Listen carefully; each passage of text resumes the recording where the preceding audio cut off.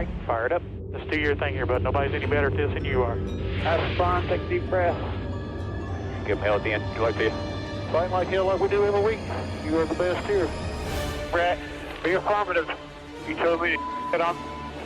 Info. Ready. Ready. Go slow. Green, green, green. Lock it down, lock it down. I'm destroyed, and I just got drove through like 6 times on the 14th. What the f*** is he thinking? That is the stupidest thing I've seen in my career. Literally. Everything you described is accurate. Haven't even finished the second stage yet. Half the field's wrecked. Hell yeah. 11 got it. Rowdy there, Mac. Good job, pal. Thanks, man. Good job all day. Great work, my man. Great work. Keep putting yourself in position, we'll win our share, right? We got one back today, brother. Good job. F4, great job, guys.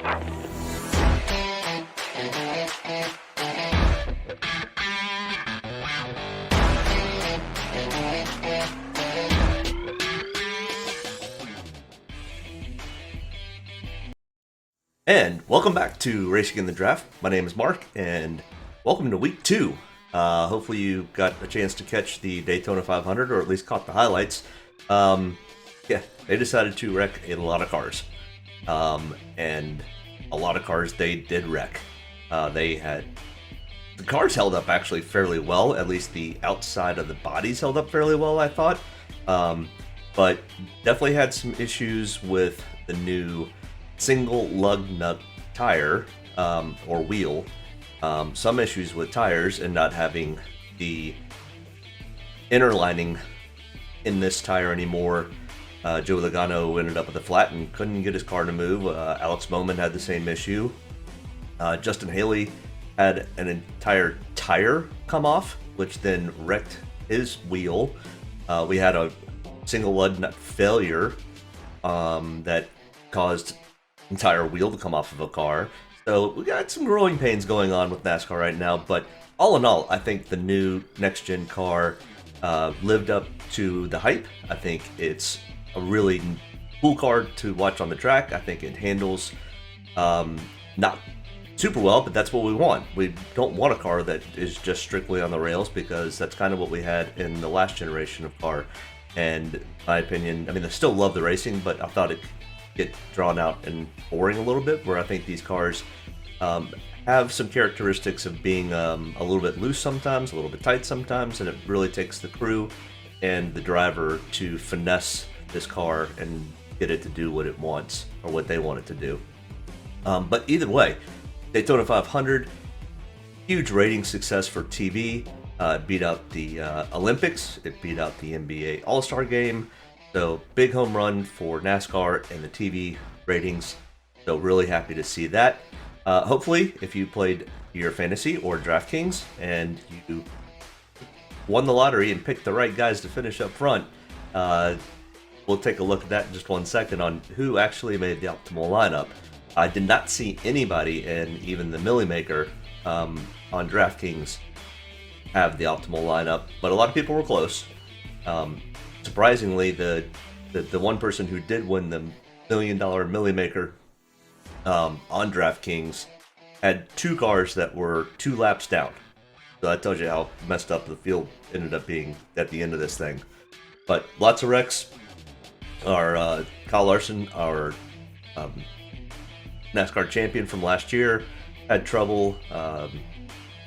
Denny Hamlin, who has never not finished the Daytona 500, ended up with the wreck with Harrison Burton. We had Harrison Burton get his car flipped over. The car actually handled really well. The outside of the car still, I mean, it looked like it was in a wreck, but the old generation cars, if they got put upside down, looked like scrap metal, where these new cars held up pretty well. I mean, Kyle Busch, who ended up, I think, 4th in the Daytona 500, was involved in that wreck and had some troubles and issues, but you know, the outside of the car held up well, and as long as you didn't hit any of the wheels or any of the suspension, your car seemed to be okay. Denny Hamlin's car looked almost untouched, but because contact to the front left wheel knocked the entire steering out of his car, which knocked him out of the race. But either way, exciting time, exciting race. I always love this when Comments by Bruno does put out his comics from the last week. As we can see, Brad Keselowski in the 6th there was pretty much the plow who kind of plowed over everybody in the car. But Austin Cindric, a true rookie, running for a Rookie of the Year, is the first rookie to ever win the Daytona 500. Before you get carried away here, yes, I know Trevor Bayne was somewhat not technically a rookie. He was not running for Rookie of the Year. He'd already run enough races in previous years that it disqualified him from being a Rookie of the Year contender the year that he won the Daytona 500. Where Austin Cindric is truly a rookie and running for Rookie of the Year, and has now won the Daytona 500. So congratulations to Austin Cindric on winning the Daytona 500. Bubba Wallace had a exceptionally good race, but he typically does really well at super speedways. I'll be interested to see with this new next-gen car if he gets any better at the other tracks, because his bright spot has been super speedways. The rest of the tracks have been a little bit of an Achilles heel, so we'll see if Bubba Wallace can turn it around this year or not. I think that this will be a make or break year, and whether Kurt Busch coming onto that team can help bring him to the front. So we'll have to see. Time will tell. But either way, our optimal lineups from the Daytona 500. As we can see here, a little bit unusual that we had Austin Cindric and Ryan Blaney both starting in the top 10 and finishing in the optimal lineup.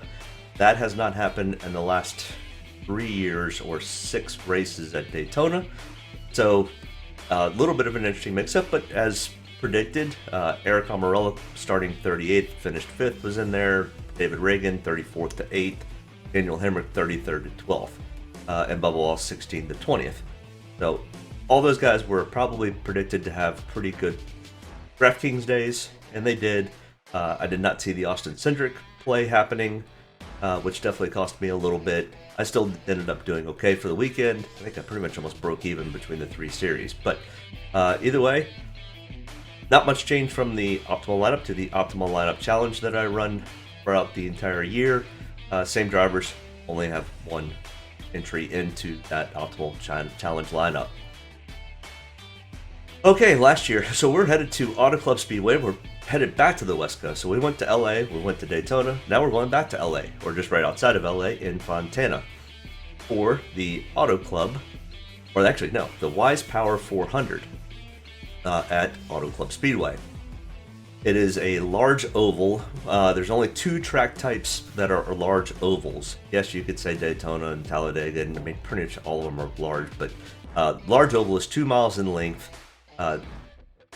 Here at Auto Club, it's 14 degrees in the turns.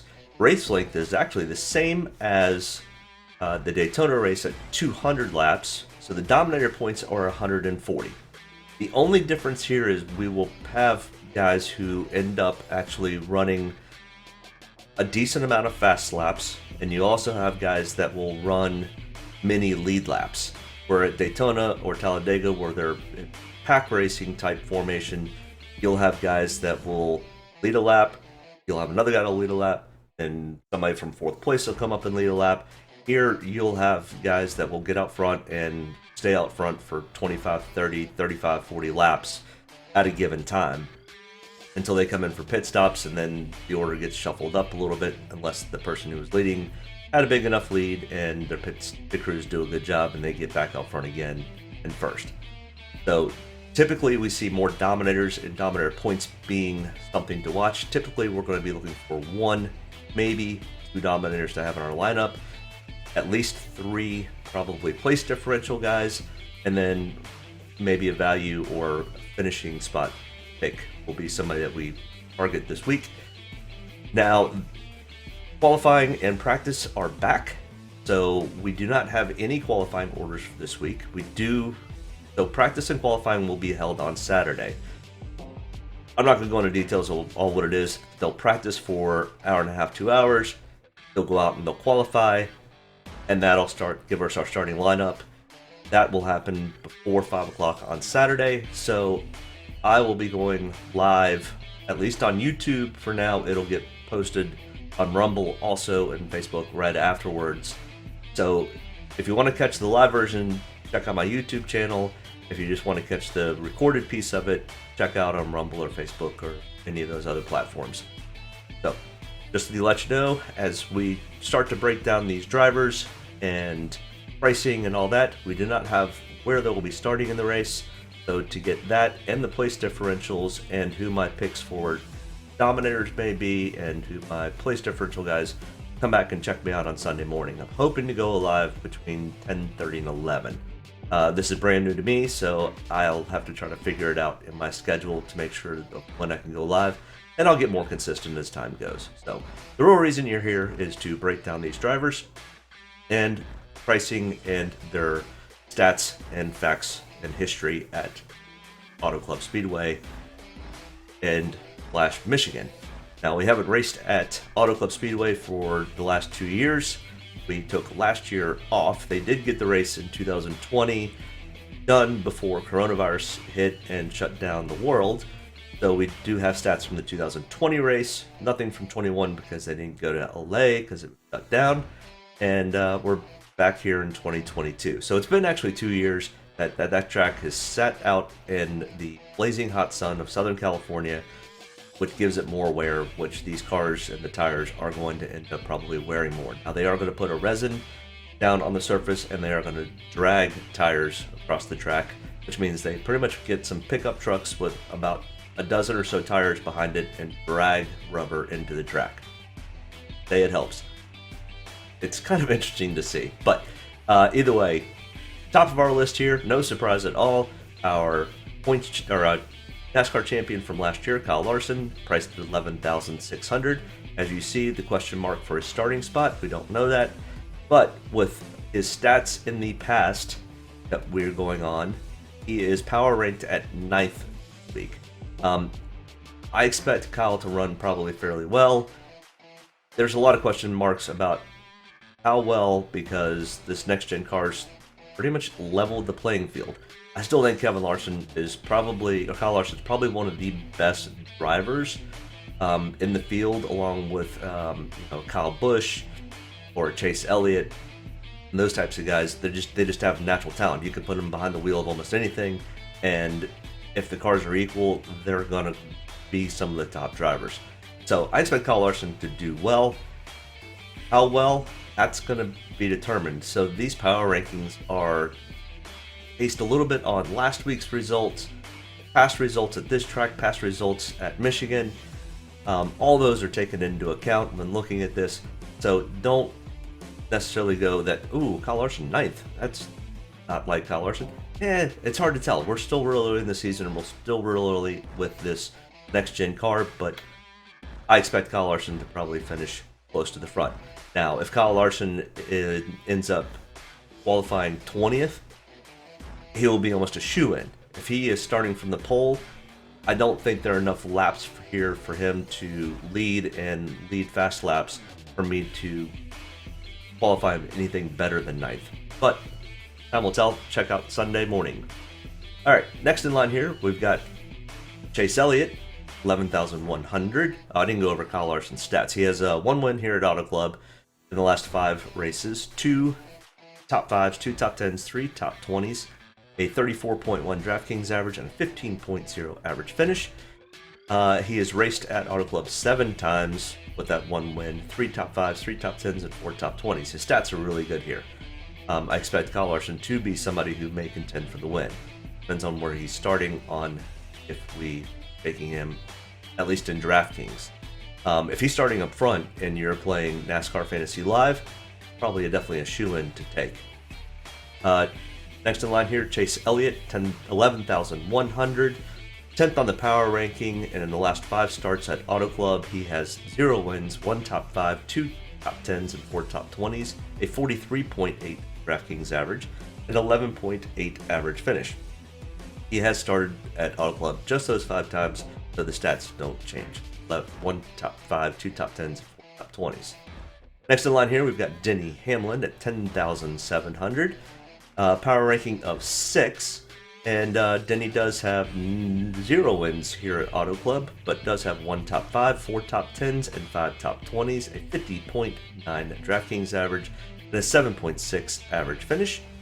19 total races here at Auto Club with 2 top 5s, 8 top 10s, 13 top 20s.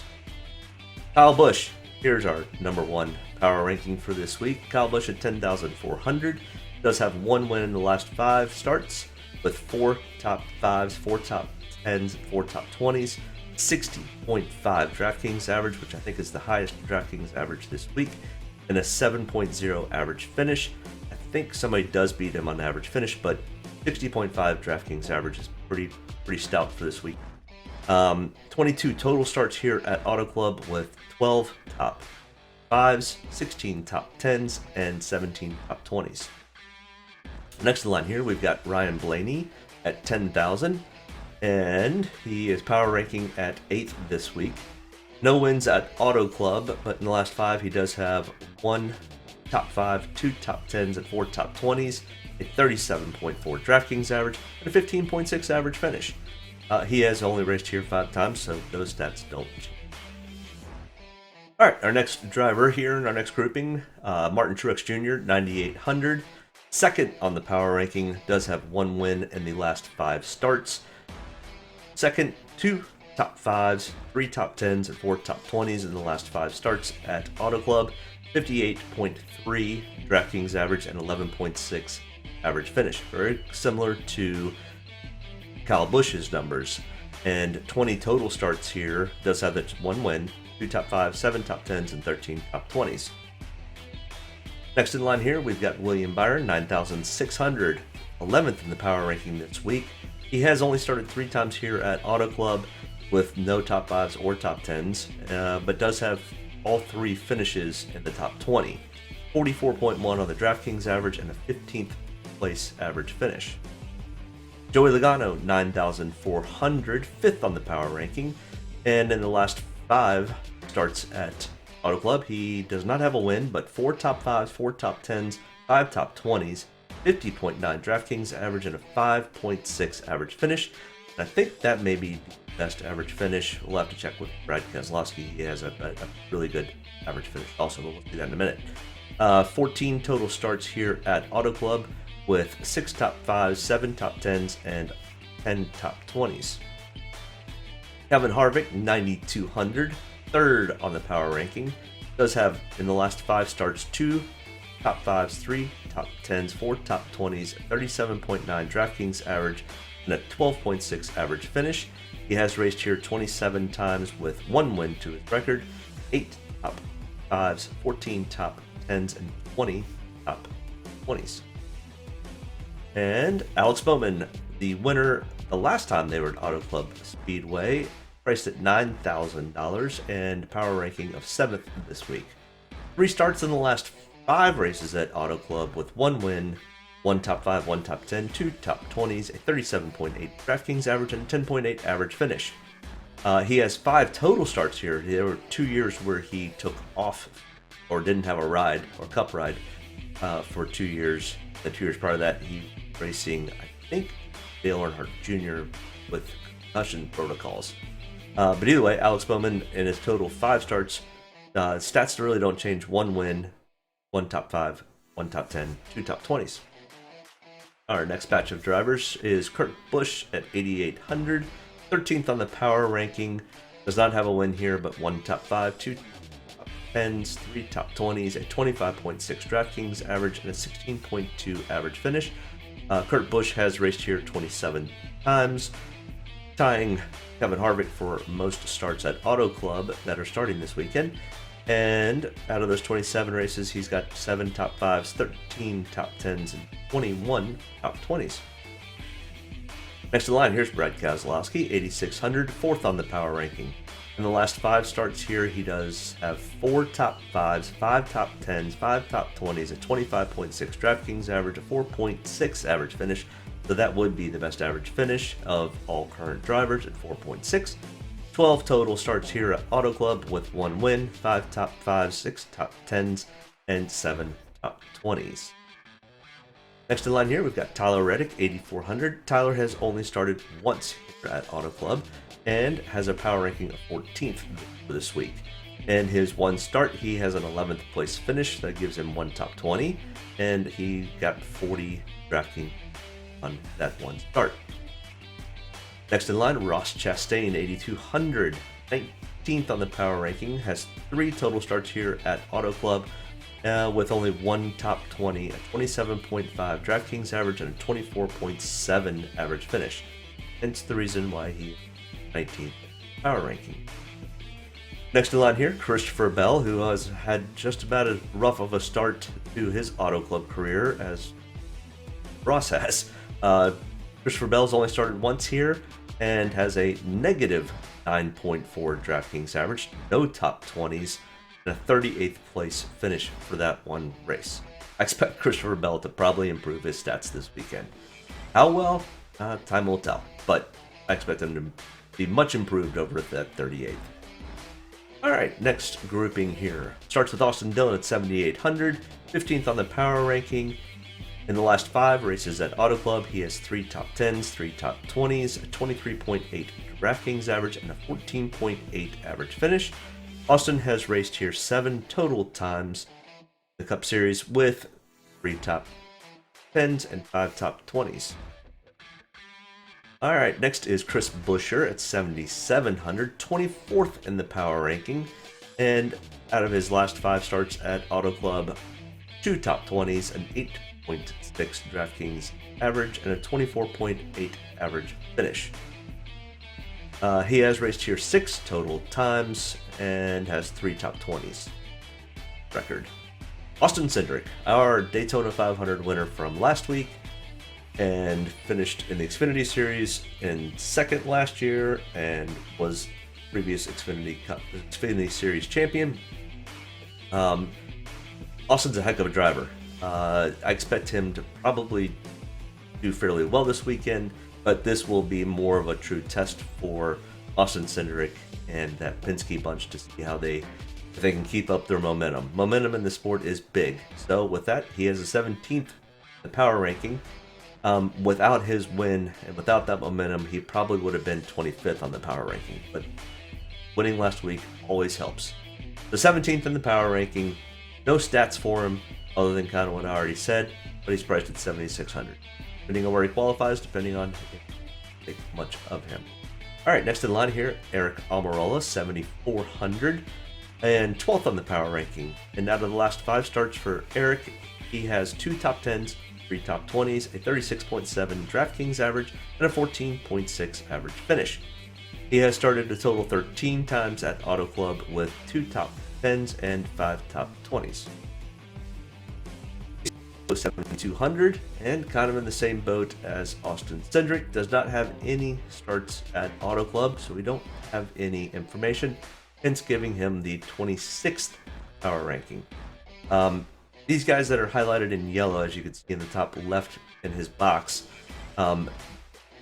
take that loosely. Anybody 26 through 36 will get that indication of being yellow, which means you kind of want to be cautionary about taking them too much. But once again, it all depends on where these guys qualify and if they're going to have PD upside on how those numbers will change. And come back and check me out on Sunday.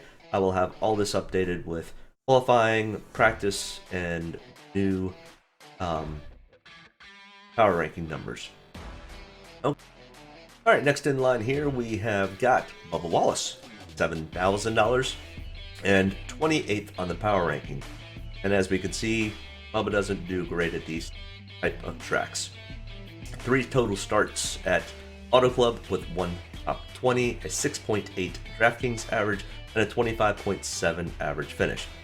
Depending on where he qualifies, that will all depend on whether I have any exposure to Bubba Wallace or not. Harrison Burton, another new driver here, and flipped his car over at Daytona. He is fine. He's cleared to race, but he is ranked 24th on the power ranking because of not having any stats. So we don't really have any information on Harrison other than what he did in Xfinity, and this style track does tend to be something that Harrison does like to race at. Other than that, that's all we can go on. So we'll see where he qualifies and if he's got some PD upside potential. maybe we'll have some exposure to him on Sunday. Justin Haley, another one. We don't have any stats or information on Justin at Auto Club because he's never raced there. 22nd in the power ranking because Justin does have more experience in the Cup car than these other guys do at racing almost a full season last year. So, I don't know. That's where Justin is. He's 22nd on the power ranking. We'll see where he qualifies. Check back with me on Sunday. Daniel Hemrick, 6,500. Guess what? Only one start at Auto Club, where he finished 33rd. So that dropped him out a little bit. 32nd on the power ranking, and had a negative 1.6 DraftKings average for that race. All right, finally somebody who's raced at Auto Club before a few times. Eric Jones at 6,400, starting. No, not starting anywhere. Didn't clear that out. I'll have to check back on Sunday for that. 18th in the power ranking, and he does race pretty well here. Out of his 4 starts, he has 3 top 10s, 4 top 20s, a 41.4 DraftKings average, and a 10.8 average finish. I expect Eric to probably perform pretty well, but pretty well. All right, next in line here, we've got Ricky Stenhouse Jr. at 6,200, 16th on the power ranking. Ricky does have, in the last 5 starts at Auto Club, 1 top 5, 1 top 10, 4 top 20s, a 25.9 DraftKings average, and a 16.2 average finish. Ricky has raced at Auto Club 8 total times with 1 top 10, 1 top 5, 1 top 10, top 20s. Next in line here with Daniel Suarez at 6,100, 22nd on the power ranking. Daniel has 4 starts here in the last 5 races with no top 5s, 1 top 10, a 30.6 DraftKings average, and an 18.5 average finish. Daniel has 8 total starts here at Auto Club with no top 5s, 1 top 10, and 2 top 20s. All right, Cole Custer here next in line at 5,900, 27th on the power ranking, so a little cautious with Cole depending on where he qualifies. And out of his last, he's only started once here, and in that one start he finished 18th and had a 25.0 DraftKings. Okay, next in line here, Michael McDowell at 5,700, 31st on the power ranking, 12.1 DraftKings average in the last 5 starts, and a 27th place average finish. No top 20s, and 11 total starts here with no top 20s either. Maybe this new car will help Michael McDowell at this style track, but things have not looked great here on these types of tracks for Michael McDowell. All right, next in line, we've got Ty Dillon at 5,500, 20th on the power ranking. Does have 4 total starts at Auto Club Speedway, and in those 4 starts, he does have 1 top 20, a 16.9 DraftKings average, and a 24.3 average finish. Depending on where he qualifies on whether we have much of him. All right, next in line here, we have got another rookie, Todd Gilliland, 5,300, 30th on the power ranking, and no real stats to speak of for Todd here at Auto Club Speedway. So he will be one of the darts that just gets thrown if we're looking for potential value, and if he happens to not have a great qualifying lap but okay practices, then maybe it's somebody we'd look at throwing in here because of price. Next in line here, Corey LaJoy at 5,100, 29th on the power ranking, has 3 total starts here at Auto Club with 1 top 20, an 11.5 DraftKings average, and a 26.3 average finish. Now, most of the time, I would tell you guys, all these guys at the back here, we're not even going to waste any time with them. They're not going to be in any lineups. They're not going to make the optimal lineup. But this new next-gen car throws a wrinkle into that. All these cars pretty much have the same horsepower, have a very similar setup, all run in same tires. So it's much more based on the driver. Now, cream still rises to the top because the really, really, really good drivers are just really good drivers. But back here, these guys, we might see something that happens this year where these guys, the playing field got level, and somebody who was in just not great equipment in the last few years might come to the top. Now with these cars being much more equal, and it's not just who has the most money has the fastest car. Well, we'll see. It'll be interesting to watch. just like Cody Ware at 4,900. Our next driver in line here, 34th on the power ranking. One start here at Auto Club, where he finished 32nd and had 13 DraftKings. Not a lot of information on these guys, so they're going to be shots in the dark if they do well or not. Josh Palicki, 4,800, no starts, no stats, 33rd on the power ranking, another shot in the dark. Garrett Smitley, kind of the same thing, 4,700, does have 2 starts here at Auto Club, but those 2 starts were not good. He was in really old and bad equipment. So any of these guys have the potential. We'll just have to kind of wait and see how things play out here in the first few races. But Garrett has a negative 3.5 DraftKings average and a 35th place average finish for his 2 starts here at Auto Club. All right, our last driver here, BJ McLeod at 4,100. One start where he finished 37th and had a negative 15 DraftKings average. I still don't think, I think BJ's a great owner. I think he does pretty well with the team that he has and the limited resources he's had in the past.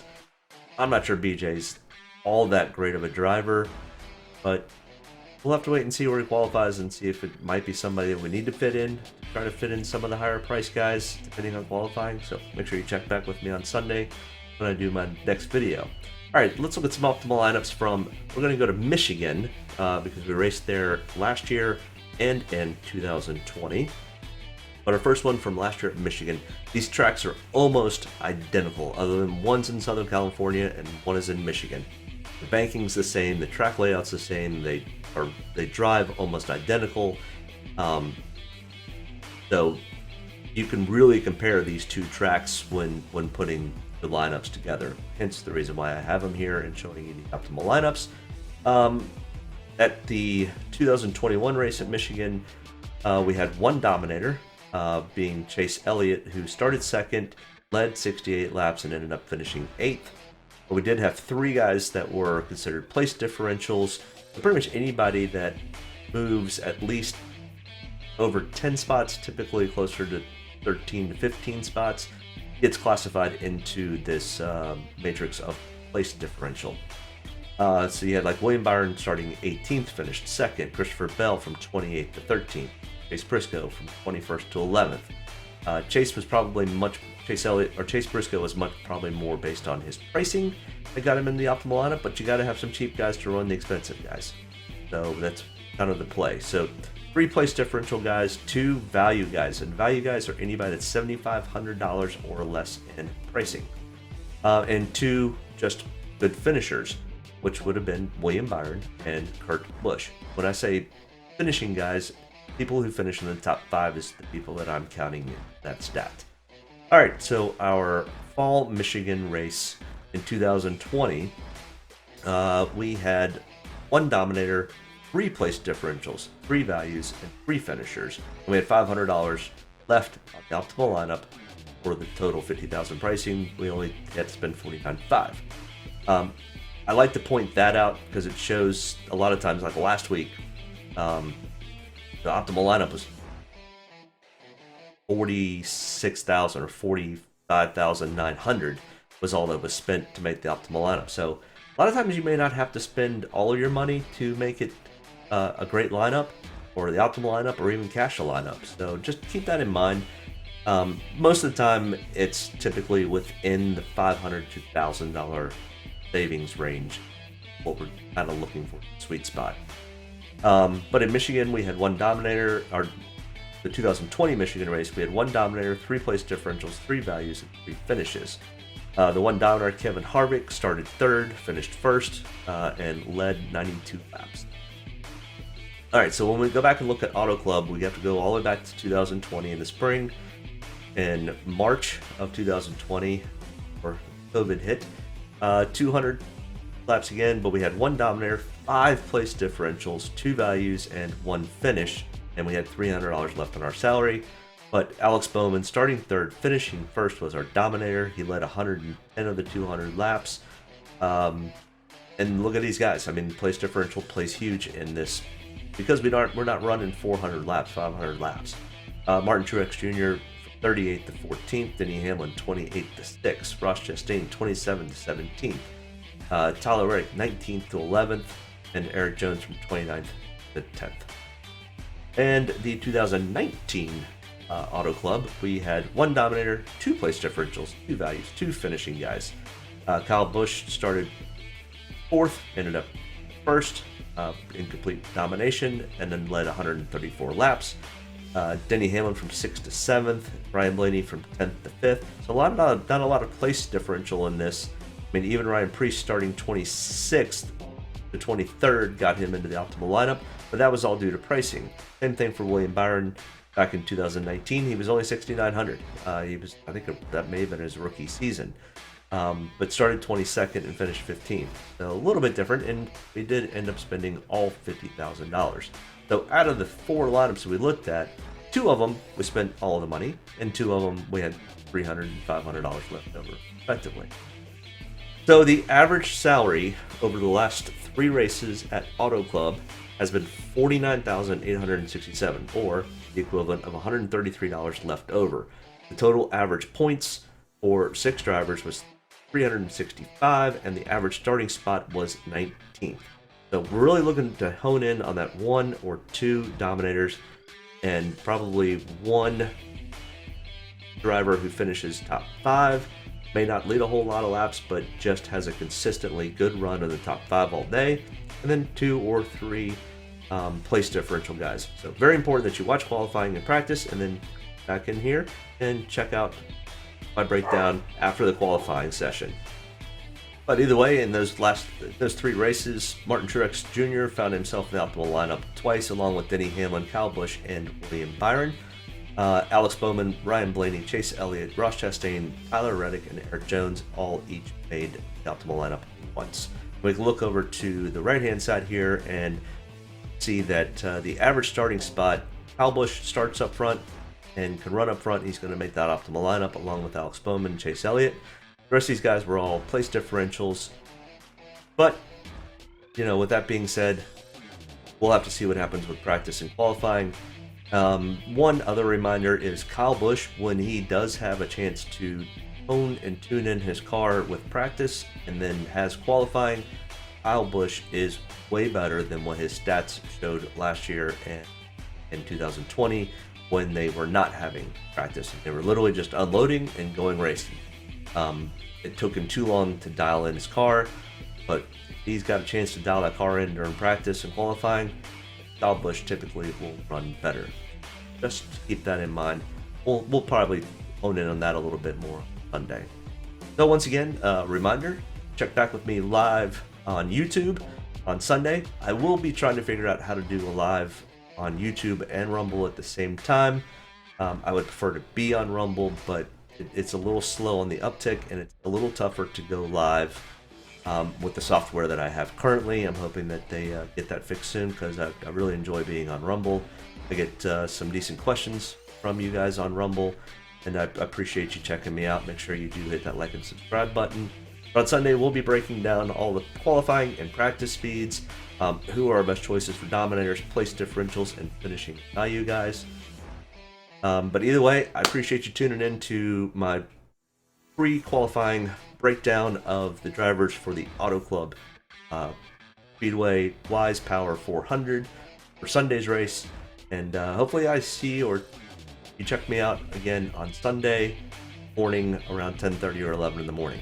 All right, we'll talk to you then. Enjoy at least if you're having the really crappy weather up north, hopefully you're being safe and staying at home and watching videos. Or if you're down south like we are, it's beautiful outside today. So I'm going to go enjoy some weather. See you on Sunday. Bye. Deep breath. Get ready to roll here. Only about one thing tonight, getting the W, so got to be around the end to do that. Get ready to roll tonight, boys. Let's go have some fun. Don't get me any more fired up than I already am. All the way to the checkered. You're fine. Nobody's got to run. Checker time, baby! Hell yeah! Proud of you there, Mac. Good job, pal. Thanks, man. Good job all day. Great work, my man. Great work. Keep putting yourself in position. We'll win our share, right? We got one back today, brother. Good job. Great job, guys. Excellent work, my man. Excellent work. Thank you. Man, that's awesome. Set out with a goal and we got it here, bud. Thank you very much. Really proud of you, man. Drove your butt off tonight. We had the best car here, bud. Probably killed our deal there. Just feel like I gave one away. Yeah, boys. Way to rebound. Great job. Great job, bud. Really good job. Appreciate you hanging in there with us all weekend. What a weekend. Good job. Thank you.